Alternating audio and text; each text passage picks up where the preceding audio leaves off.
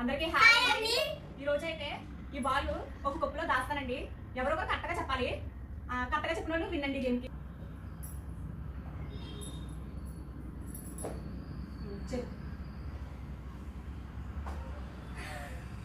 Wrong. ఇప్పుడు నాకు కుదరండి.